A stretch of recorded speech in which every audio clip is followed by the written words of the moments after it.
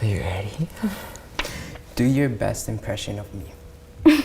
And then it says, in parentheses, both. I would have to stand up, so I'm just gonna kind of like describe it. Okay. You're kind of just like floating around, you're wandering around, but very quickly. Okay. Everywhere. That's fair. So you're doing that. So imagine me doing that. Okay. And you're like...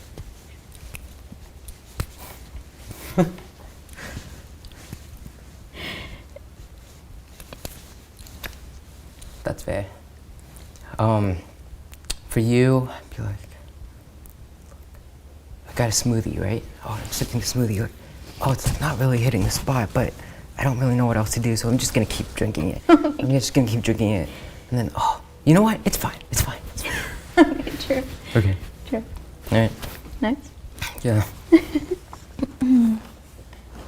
When have you felt the sexiest around me, and what did it teach you about yourself?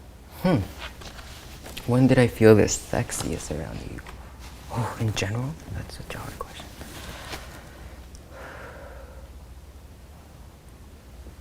First things that come to mind is the moments as soon as I felt sexy with myself. When I felt comfortable on T, when I got top surgery, I felt sexy. Therefore allowing me to be, I hope, even more sexy. I mean, yeah. With you. Yeah, but even more like on a, like, I don't know, serious note. Like, I mean, I think you at this point now are looking in the mirror now and are seeing the person that you imagined your whole life. And like we talked about that, like when you first started T, when you first got top surgery. And I think that really hit me hard because I was like, wow, yeah, looking in the mirror and seeing that person. And like now it's happening. And now your body is made and built the way you wanted it to be because you did that. I think is like really, really sexy, yeah. And really powerful. Also, watching you act is really sexy. I was so surprised. I mean, the first time I watched, I was with my mom, so, but even with my mom, I was telling her, I was like, look at my man. He looks so sexy. Thank you. Yeah, you're blushing. I am? Yeah. Sorry. Nothing. That's just funny. Yeah. What am I always carrying that I should let go of? Let go of? Comparison. You need to let go of comparison. You need to learn that everyone runs on different frequencies. There's no deadlines to life, although it may feel like it, and although people tell you there are, it doesn't have to be. And I think learning that and learning your body is different than everyone else, the way your mind thinks is different than everyone else, just comparison. And you're working towards it, and you're working on it. And I see you making progression, and I know that you're gonna get there. Not to a place where anything's ever 100%, because rarely things are, but you striving to that point of 100% is enough to make progress. Yeah. I mean, yeah, I think that's something even from before, I mean, over the whole time that we've been together, I think I've been struggling with it, conquering it, trying to navigate it, because I think it's,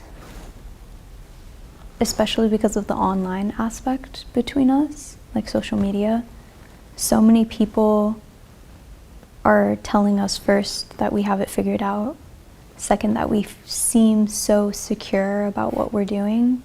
And I think that second one is really scary to me because I'm like, wow, is it harmful that people think that I have it all figured out and that I feel really secure about myself when like I sometimes, some days like feel so fucking insecure about myself and it's like scary because I'm like, yeah.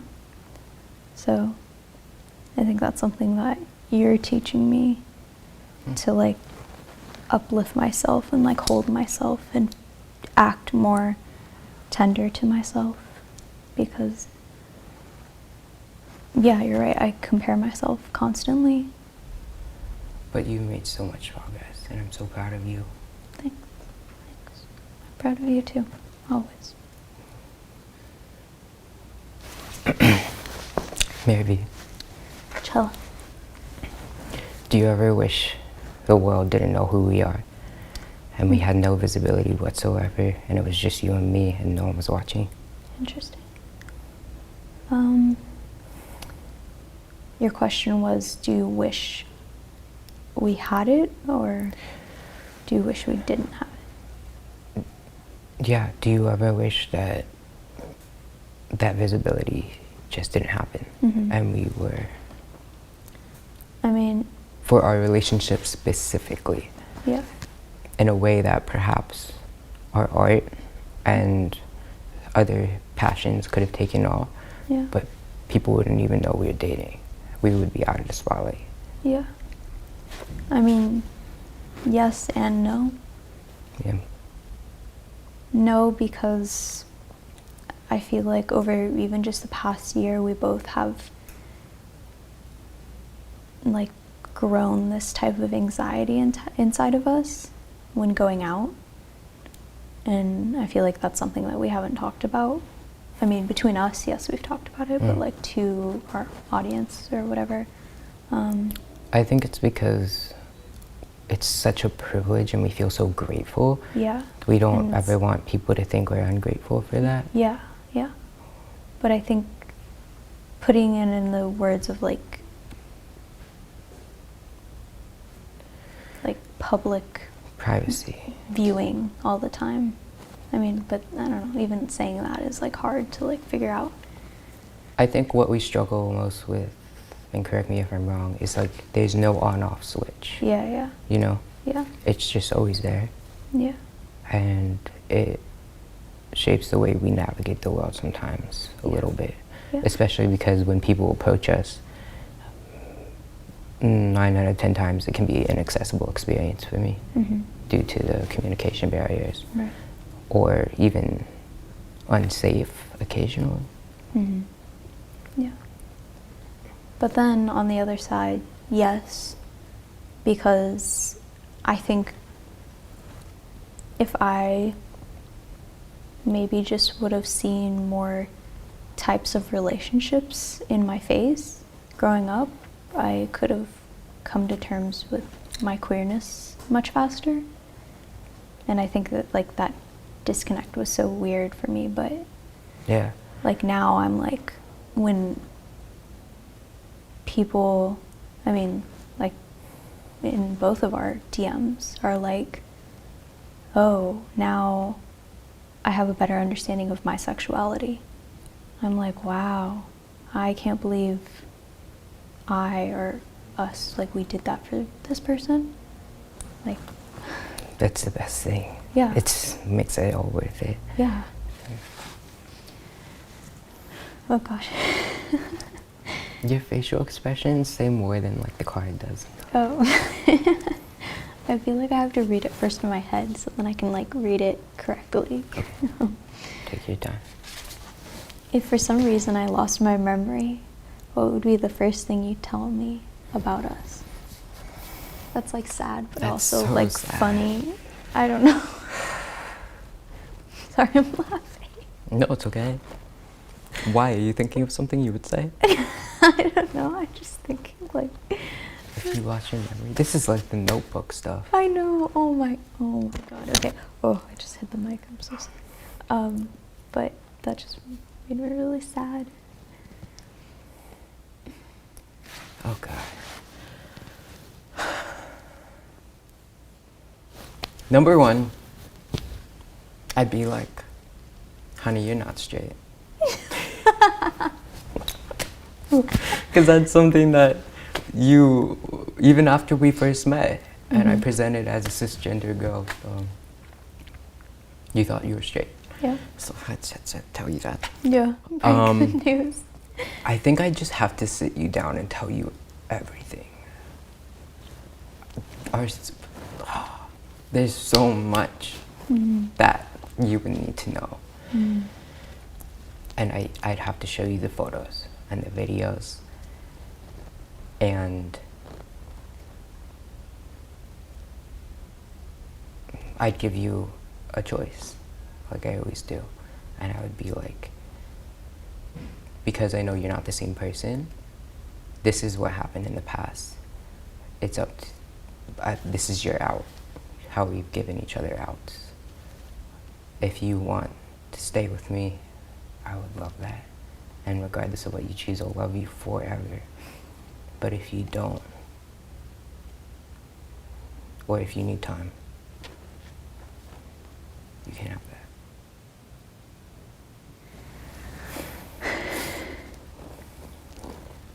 I turn the question in. Okay. Well, I would just like, be like, hi. And then I'd introduce myself the same way I did when we first met. You say I like your hair. Yeah. Maybe I'd see if that triggers anything. And I'd probably show you the photos and videos too.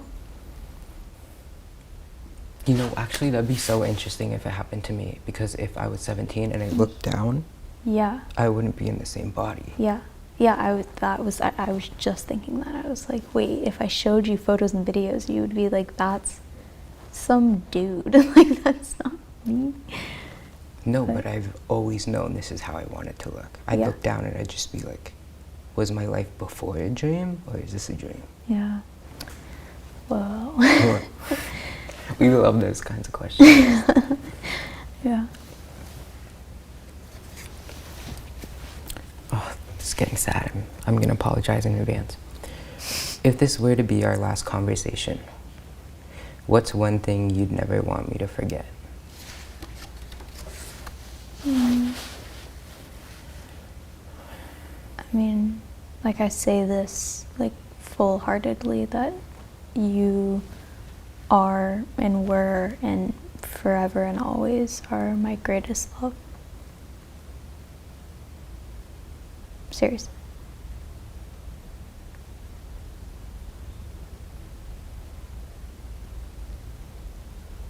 You too. You are forever.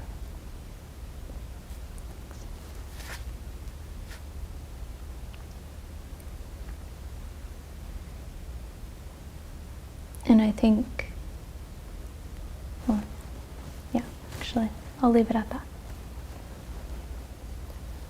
But I want to know.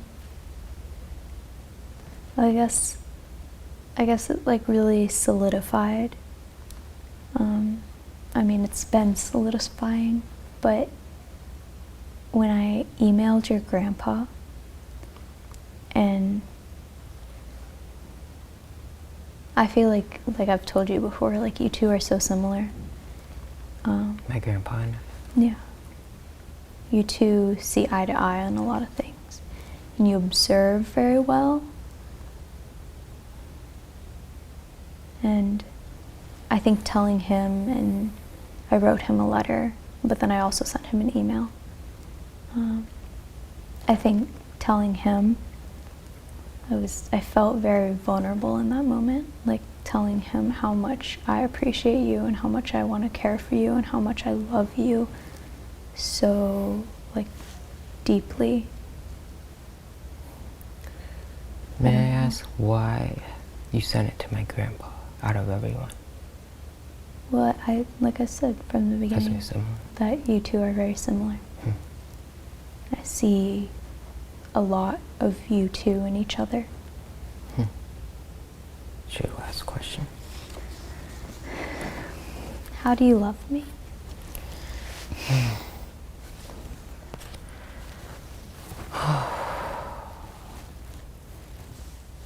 I try to love you with everything that I have, which means different things at different times. At some times I don't have as much as I do other times. I try to reserve my energy and prioritize my energy to love you as much as you need to be loved that day or that time. I try to love you hard every single day when I wake up. I know you like to be held, so I try to hold you a little bit before I get out of bed. Even though my mind is running a mile a minute, I try to love you through every opportunity I have, and I try to make it fresh and new, not the same old thing. I want to love you differently every single day, but at the same time I want it to feel so old. And I hope that during those moments when I'm physically with you, showing you how much I love you, it means that those moments I'm not, that you still feel that I love you wherever you are, however far you are.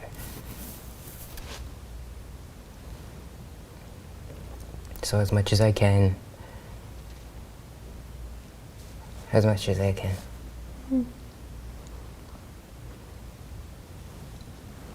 I love you.